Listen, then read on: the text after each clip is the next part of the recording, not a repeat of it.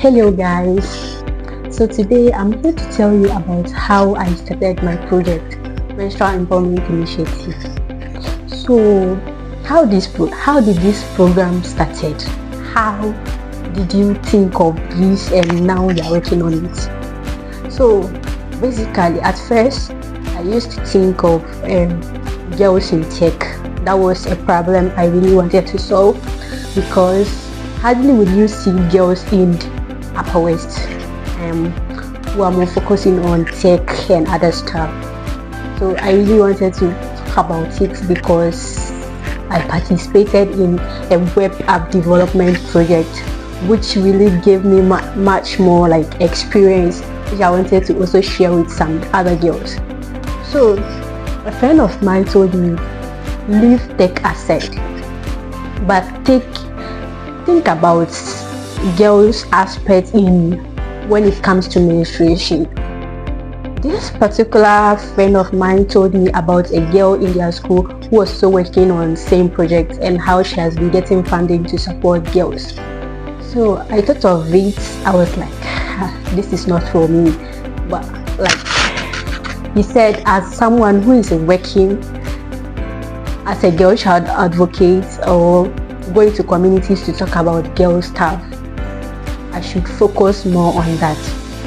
So I thought of it twice, starting to do research about this particular period poverty thing. So I did my research, and the shocking thing I saw was that when it comes to the high cost of sanitary products in Africa countries, when you see the top 10 African countries with the high cost of sanitary products, Ghana was number one. I was shocked. I said this is really serious. So I decided to do more research about this particular thing, until one day I saw someone started talking, addressing this particular period poverty thing, talking about a girl situation, how she couldn't afford sanitary pad, how she couldn't afford pad, and even her parents couldn't support her. Due to that, the girl got pregnant in the community and decided to run away, and no one knew where this girl went to. Because of that, I decided to see this thing as a very serious issue that is really affecting a lot of girls. So I decided to start working on this. I did my research. At that time, I do a lot of research, like at 12 a.m. in the night. I will not sleep. I'll just be using Google to search for updates and stuff about it. So I decided to start giving this friend of mine who asked me to start this particular project, I decided to give him like details about what I'm really doing. At the point, I knew him focusing on this thing, period poverty, but I needed to give this particular project a name. Until one day I decided to do a research more about this, which there are a lot of people working on this particular problem, but they are not based in where I am. So I decided to search for a name to give to this particular project until I found this name, Menstrual Empowerment Initiative. So I gave this project Menstrual Empowerment Initiative, and then I used to pray to God that please let me get a scholarship in any university I applied for. The reason why I prayed to get a scholarship was getting a scholarship, especially MasterCard Foundation scholarship.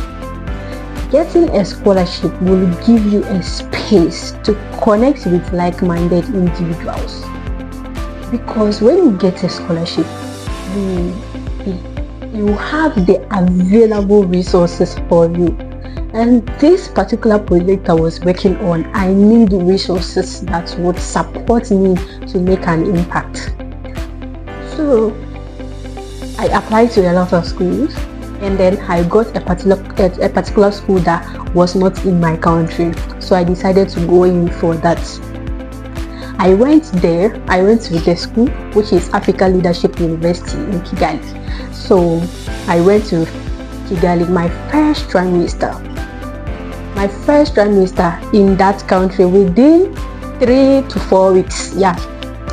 I ever participated in one program called 100 Youth Ambassador. That was last year, 2024. It started somewhere in January to May.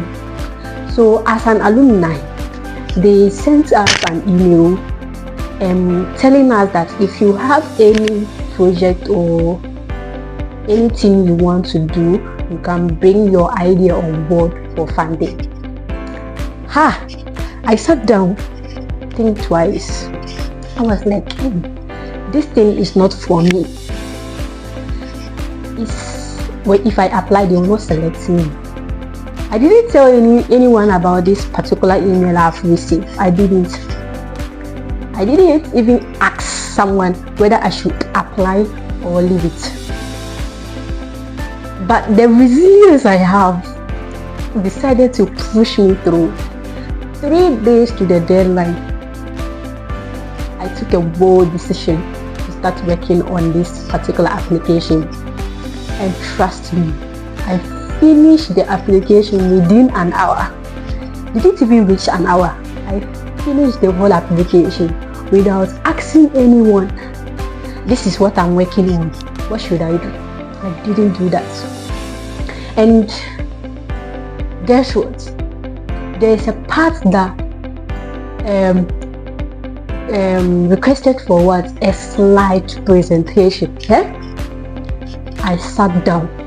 I worked on the slide. My problem statements, mission statements, solutions, what? I did a lot. After finishing that a particular application, the headache was looming. So I finished the application, and the next thing was pitching, an online pitching.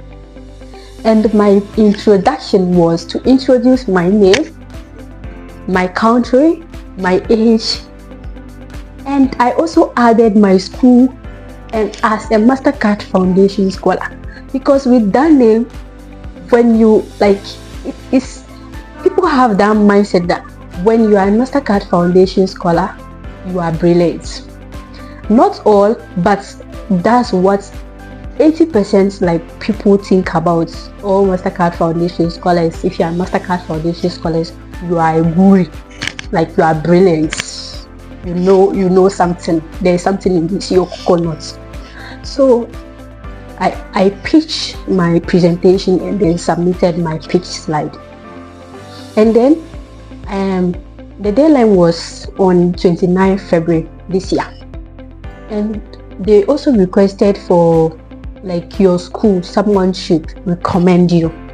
I started following my facilitator. The day I submitted my application, 2 days, I was following this man and he had to do it fast for me. He did everything I submitted. Guess what? We now submitted this application. Ending of April. That was when they said they will start giving us whether you have been selected or not. Ending of April, they sent an email. I was in school waiting for one of our MasterCard team member to have a meeting with him. When I was still standing there waiting for him, I just received an email. When I saw the congratulations, I couldn't hold it. I just went to view this particular email, what is containing, what this email is about. So I went to this email and then I saw a congratulations email telling me that I have won a grant of 2,000 this class to support my project because they believe in what. I was so happy. I started jumping. People couldn't understand the reason why I was jumping, but I knew why, what was happening. I was so happy. They requested for my banking details and everything. I think the money came in somewhere June. Yeah, June. By June, yeah, ending of June. June didn't even end, and then the money was in. I came, and then we ran the project due to the low rates of dollar in Ghana. That money couldn't. You see, like the money was not that much, but I did my best. Yeah, I did my best. Trust me. Like, buying that material we used to do the reusable sanitary pad, that thing that would hold the blood, was too expensive. Yeah, but it's worth it because the thing was quality and it will sustain you for like a while. That's the reason why I bought that particular material, because it was good and it will last for like the material we used to do it. And when we were even doing the reusable sanitary pad, we double it. We don't just use a single one, like it being thick, we still double it and then sew the sanitary pads. And with the help of these people funding my project, that is International Baccalaureate IB Festival of Hope, a very big thank you to you guys for supporting this project. Without you, I didn't know this my idea would have come to reality, because I just use my mouth and talk about it, bring brilliant ideas and solutions, but no resources to bring that brilliant idea on board. But with your support, we were able to reach 722 girls with just one support. Imagine getting another support from another organization. We will reach more girls than we expected. And trust me, this project will reach a place that I didn't expect. Even right now, I didn't expect I could have been like, I would call, like me, I don't call myself a founder or I don't call myself a CEO, but people will see you, oh, CEO, like, it's so emotional, like seeing yourself making an impact, so that when they go somewhere and then the girls she supported, they'll be like, oh, this lady ever came to our community to train us on how to make reusable sanitary pads. This alone is something I've achieved in life, even though I didn't achieve anything in life, but this alone is something. And trust me, it's going to make you like emotional, like with you, like me as a young girl trying to do some of these things. It's not only for me to make an impact, I would also inspire some young girls that have ideas about something they want to do, not to step back, they can do it. And trust me, if you push it through, you will get it. Don't be like, this is not for me like I thought before. Try your best, put much energy into it, and then you succeed. Trust me, you get it, you hit it to the ground. So this is how we started Menstrual Empowerment Initiative, and here we are now. Thank you for listening, and see you next time for another story. Bye.